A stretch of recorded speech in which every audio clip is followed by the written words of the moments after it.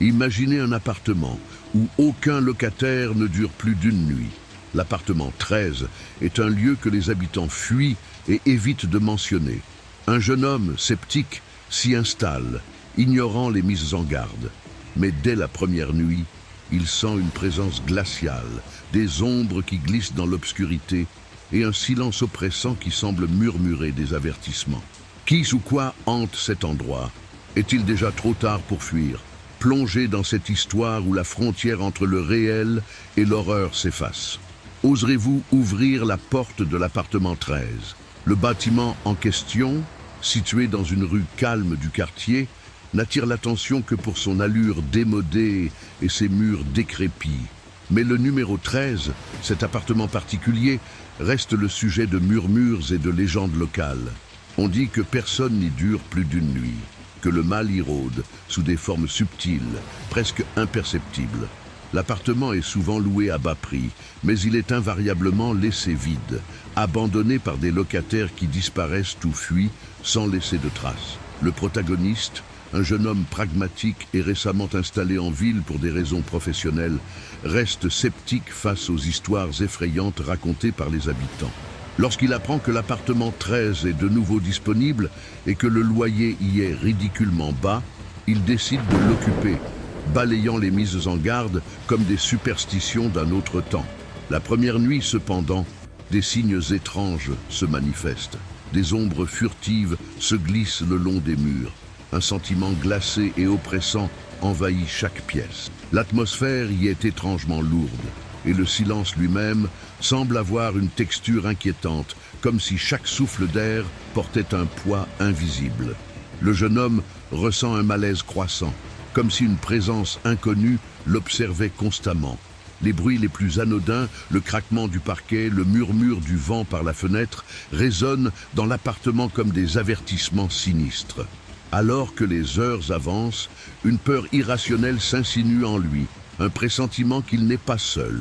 Son esprit tente de rationaliser, de trouver des explications, mais son corps réagit autrement. Chaque fibre de son être le pousse à fuir. Pourtant, il reste déterminé à affronter ce qui ne peut être qu'une illusion, une manifestation de son imagination. Mais alors que minuit approche, les manifestations s'intensifient. L'appartement 13 est situé dans un immeuble ancien, datant du début du 19e siècle, marqué par les années et des souvenirs qu'on devine pesants. Chaque mur porte les cicatrices du temps, des fissures profondes, comme des veines visibles sous une peau usée. Les planchers en bois grincent à chaque pas, comme s'ils voulaient protester contre la présence du jeune homme. À première vue, l'endroit semble abandonné, figé dans une époque lointaine, et l'air y est chargé d'une odeur de renfermé mêlée à un parfum indéfinissable, peut-être celui de la cire ancienne, mélangé à quelque chose de plus sinistre. Des objets laissés çà et là, un fauteuil en velours usé, une horloge arrêtée, un miroir terni, témoignent des vies passées, comme si les anciens locataires avaient quitté les lieux précipitamment, laissant derrière eux des fragments de leur passage. Chaque pièce, en particulier le salon et la chambre, semble absorber la lumière, la transformant en une obscurité pesante, difficile à supporter.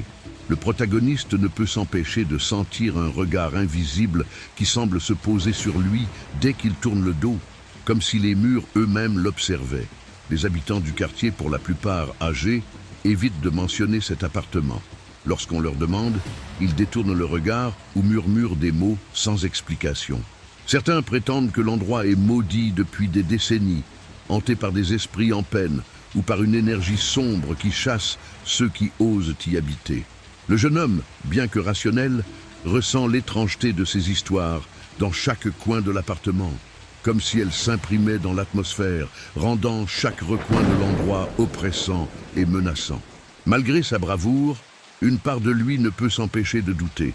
Pourquoi cet appartement reste-t-il si souvent vide et que sont devenus ceux qui y ont vécu avant lui? Il sent que ce lieu cache bien plus que de simples murs décrépits. Il pourrait bien être un piège, un espace qui retient les âmes imprudentes et les engloutit. Les premières heures dans l'appartement 13 se déroulent dans un calme inquiétant. Le jeune homme, encore sceptique, commence à explorer les différentes pièces. Mais à chaque pas, une étrange sensation s'installe. Quelque chose semble décalé, comme si la réalité elle-même ne suivait plus les règles qu'il connaît. Les bruits du bâtiment, un grincement, un souffle, un objet tombant sans explication, se transforment en un arrière-plan constant, comme un rappel silencieux mais persistant que cet endroit n'est pas ce qu'il semble être. Au fur et à mesure que la nuit tombe, l'atmosphère change. Une froideur anormale envahit l'appartement, plongeant chaque pièce dans une obscurité de plus en plus épaisse. La lumière des ampoules tremble et il devient difficile de distinguer les formes dans les coins sombres. Pourtant, quelque chose d'autre est plus tangible encore.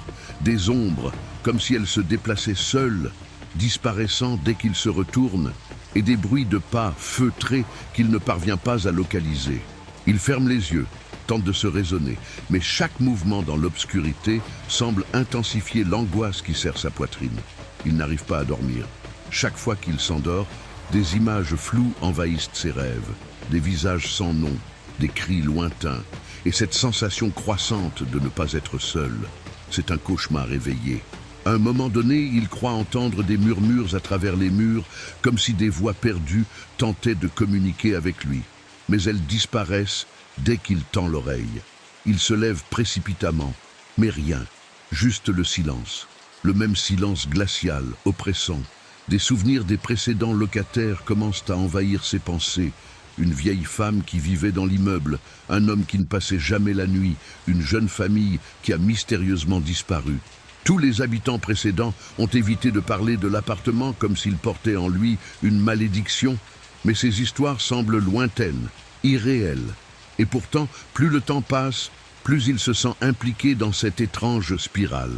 Alors qu'il commence à perdre tout sens du temps, les événements prennent un tournant inattendu. Il découvre un petit carnet laissé dans un tiroir, un carnet qui appartenait apparemment à l'un des anciens locataires. À l'intérieur, des descriptions désordonnées des expériences vécues dans cet appartement, des notes sur des phénomènes inexpliqués, des rêves récurrents, de portes qui s'ouvrent toutes seules, de voix qui appellent à travers les murs. Mais le plus perturbant est la dernière entrée. Personne ne dure plus qu'une nuit ici. Ce message, écrit à la hâte, semble provenir d'un endroit très sombre. Peut-être une alerte ou un avertissement final. À mesure que les heures passent, le protagoniste se rend compte qu'il n'est pas simplement confronté à une entité invisible ou à des bruits inexplicables. L'appartement lui-même semble se jouer de lui. Chaque tentative de quitter le lieu est vaine. Il se retrouve toujours à la même porte, le même couloir, comme si l'espace était en train de se déformer autour de lui. Chaque mouvement dans cet endroit étrange semble déclencher une réaction en chaîne de phénomènes surnaturels. L'angoisse prend de plus en plus de place et son esprit commence à être englouti par la paranoïa. Il commence à douter de ce qui est réel. Les murs de l'appartement semblent se resserrer lentement, créant un effet d'étouffement. Les ombres qu'il aperçoit à la périphérie de sa vision ne sont plus juste des jeux de lumière. Elles prennent forme, se mouvant, se déplaçant d'une manière qui défie la logique. Il n'est plus sûr de ce qui lui arrive. Est-ce la fatigue qui le fait halluciner ou l'appartement l'emprisonne-t-il dans un autre type de réalité? Les éléments du décor qui étaient jusque-là inoffensifs deviennent de plus en plus menaçants. Les fenêtres, d'où l'on devrait pouvoir voir la rue, sont noires, comme si un voile sombre les recouvrait. Les miroirs, qui semblaient avoir été placés pour refléter la lumière, se remplissent désormais d'images qui n'ont pas de place dans ce monde. Parfois, il aperçoit une silhouette floue dans le reflet, un visage déformé qui semble vouloir lui parler. Mais chaque fois qu'il se retourne, l'appartement reste désert. Les jours, ou ce qui semble être des jours, se confondent. Il commence à se demander s'il a réellement vu les mêmes visages dans les photos des anciens locataires, ou si son esprit lui joue des tours. Une figure fugitive, un reflet ici ou là, et des murmures qui ne cessent de croître. Les souvenirs des autres locataires, qui au début semblaient n'être que des rumeurs, prennent désormais forme dans sa propre perception. Il comprend lentement que cet appartement n'est pas seulement hanté par des présences extérieures, mais aussi par des traces laissées par ceux qui ont vécu et disparu ici. Le temps semble devenir instable.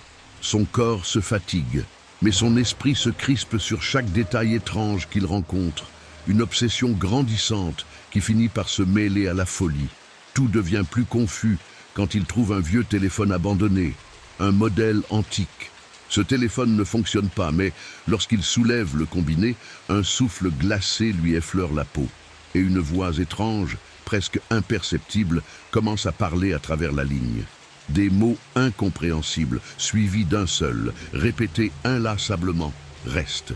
Le message est clair, bien que déformé, il n'est pas censé quitter cet endroit. Mais pourquoi? Que pourrait-il découvrir s'il restait plus longtemps?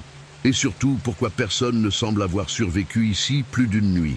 Alors qu'il commence à croire qu'il n'y a aucune issue, que le temps et l'espace se jouent de lui, le protagoniste fait une découverte choquante. En fouillant encore plus profondément dans l'appartement, il trouve une porte cachée derrière un vieux tapis dans un coin sombre. L'embrasure est presque invisible, recouverte par les ombres persistantes, mais il ressent une étrange attirance pour ce passage secret. Avec un sentiment de terreur et de curiosité, il pousse la porte.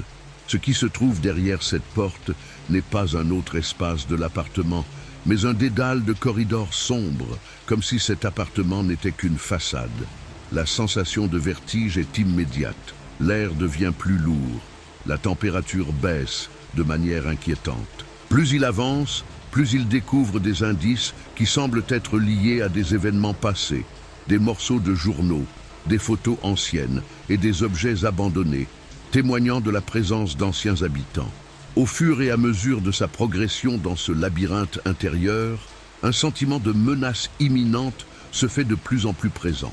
Une lourde présence semble le suivre, comme si chaque recoin de cet endroit caché était imprégné d'une énergie malveillante. Lorsqu'il s'arrête un instant pour analyser un objet qu'il a trouvé, il entend un bruit faible, comme un chuchotement, qui se transforme progressivement en une voix claire et autoritaire, le pressant de s'avancer encore. Le passage est comme un piège, un endroit où l'esprit est perdu et où il est forcé de se confronter à des vérités effrayantes. Les murs de ce passage secret semblent changer autour de lui, se déformant sous son regard. Des figures s'esquissent dans l'ombre. Il croit reconnaître des visages, des silhouettes d'autres victimes, mais à chaque regard, ces images disparaissent, se fondent dans les ténèbres. Il se rend soudain compte que tout ce qu'il voit pourrait être une illusion ou une partie de la réalité déformée par cet endroit maudit. La peur s'empare de lui, et au moment où il croit avoir atteint une issue, un cri déchire l'air, effrayant et déstabilisant, venant de l'obscurité. Le sol tremble sous ses pieds, comme si l'appartement lui-même se révoltait contre sa présence. En jetant un coup d'œil rapide dans le corridor derrière lui, il aperçoit une silhouette menaçante se précipitant dans sa direction, les yeux brillants d'une lueur maléfique. Il se précipite en avant, dans l'espoir de fuir. Mais le passage semble se refermer sur lui, l'enfermant dans un piège dont il ne peut plus s'échapper. Il réalise que la véritable nature de cet appartement n'est pas simplement de piéger les gens dans ses murs, mais de les attirer dans un autre monde. Un monde où le temps et l'espace n'ont plus de sens, où l'horreur prend des formes insoupçonnées. La réalité du monde extérieur semble s'être effondrée lorsque le protagoniste se rend compte que tout ce qu'il a vécu depuis qu'il a franchi la porte cachée n'était qu'un prélude à une horreur bien plus grande. Le labyrinthe, qui semblait ne jamais finir, devient un piège dans lequel il est désormais enfermé. Et la silhouette qu'il a aperçue, un être dont la présence est insoutenable, le suit à chaque recoin de cette maison déformée. En tentant de fuir à travers les couloirs de l'appartement, il se rend compte que l'espace autour de lui change de manière incontrôlable, comme si les murs se déplaçaient et se transformaient selon les désirs d'une entité obscure. Aucun endroit n'est plus sûr. Chaque coin sombre semble receler un danger inattendu, et la peur qu'il ressent est amplifiée par la sensation que tout cela n'est pas seulement physique, mais que l'appartement lui-même semble vouloir le détruire, l'effacer de la mémoire de ce lieu. Alors qu'il court sans but précis, l'appartement semble se refermer sur lui, chaque porte qu'il ouvre ne menant qu'à un autre piège.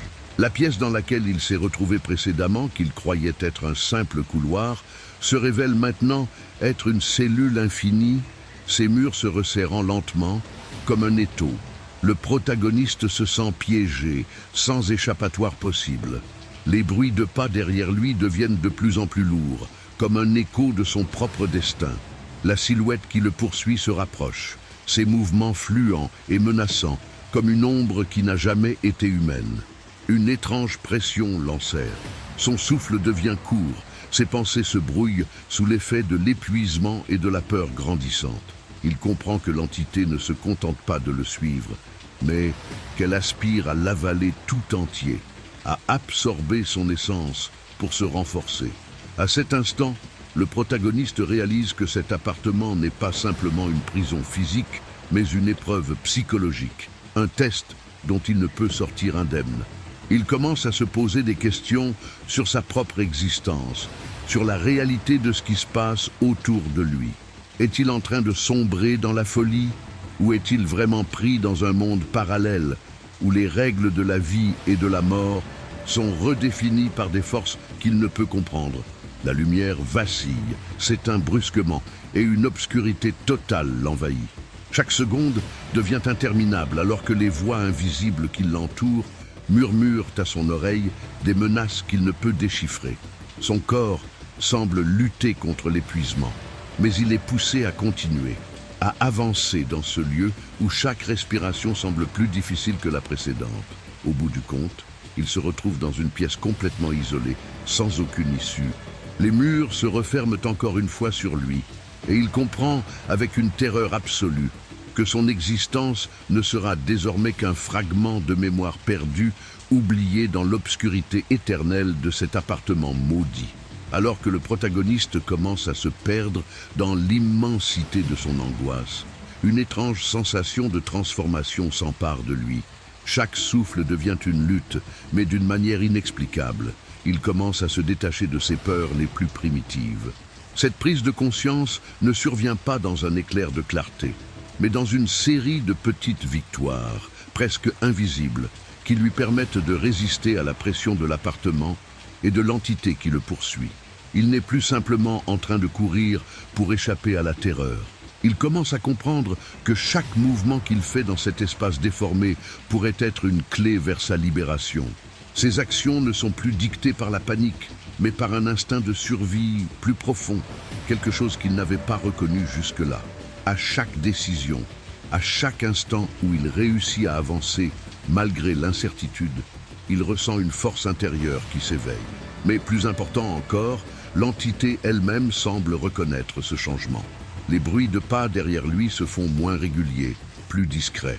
La pression sur ses épaules s'allège, bien qu'il sache que cette pause n'est que temporaire. C'est une illusion, un dernier test avant qu'il ne soit trop tard. L'appartement, lui aussi, semble réagir à sa résistance, transformant les pièces dans lesquelles il se trouve pour l'éprouver davantage. La question n'est plus de savoir s'il survivra, mais de savoir comment il va évoluer au sein de ce cycle infernal. En comprenant que l'entité se nourrit de la peur, il tente une nouvelle approche. Il cesse de fuir, de résister à chaque manipulation de l'espace. Il se laisse aller à l'idée que l'appartement et l'entité font partie intégrante de lui. Plutôt que de les combattre, il commence à les accepter, à se fondre dans l'ambiance étrange qui l'entoure. Ses craintes deviennent des alliés, et sa survie passe par un renoncement à l'idée même de s'échapper. Il se demande si cet endroit n'est qu'un reflet de son propre subconscient, une sorte de purgatoire qu'il doit affronter pour enfin se libérer. Au fil des heures, son esprit se transforme. Les peurs, les cris, les murs qui se referment sur lui deviennent des symboles de sa propre évolution. Chaque dédale dans lequel il se perd semble se réorganiser en fonction de sa volonté, ses souvenirs et ses angoisses. La lutte qu'il mène devient paradoxalement une forme de réconciliation avec lui-même. Chaque passage étroit, chaque porte fermée qui se révèle soudainement ouverte, devient une manifestation de sa force intérieure. Il se trouve à un carrefour, où il ne cherche plus à fuir, mais à comprendre ce que ce lieu attend de lui. Cependant, l'entité n'a pas dit son dernier mot. Elle se transforme, changeant son apparence en fonction des nouvelles facettes de la peur qu'il commence à apprivoiser. Elle devient plus insidieuse, plus subtile. Au lieu de le pourchasser, elle semble l'observer, prête à l'engloutir dès que la moindre faille apparaîtra dans sa concentration. À cet instant, il comprend que ce n'est pas seulement une question de survie physique, mais une question de maîtrise de ses émotions les plus profondes.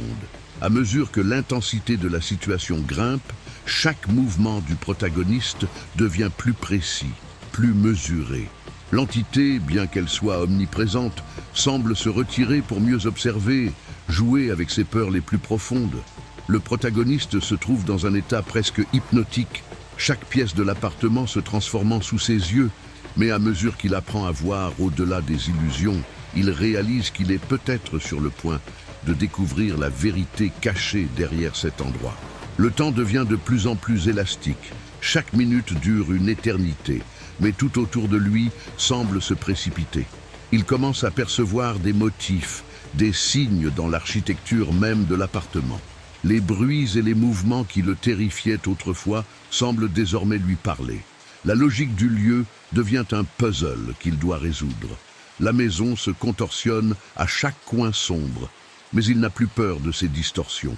Plutôt, il les exploite à son avantage, construisant lentement un chemin qu'il croit être la clé pour s'échapper. Les pièces du puzzle commencent à s'emboîter, et en même temps, il découvre des traces laissées par d'autres qui ont été pris au piège avant lui. Des objets, des souvenirs, des signes qui semblent lui dire que ce qu'il traverse n'est pas un simple test, mais un rituel plus ancien. Il comprend que l'entité ne cherche pas simplement à le tuer, mais à le transformer, à l'emmener dans un monde au-delà de la réalité physique.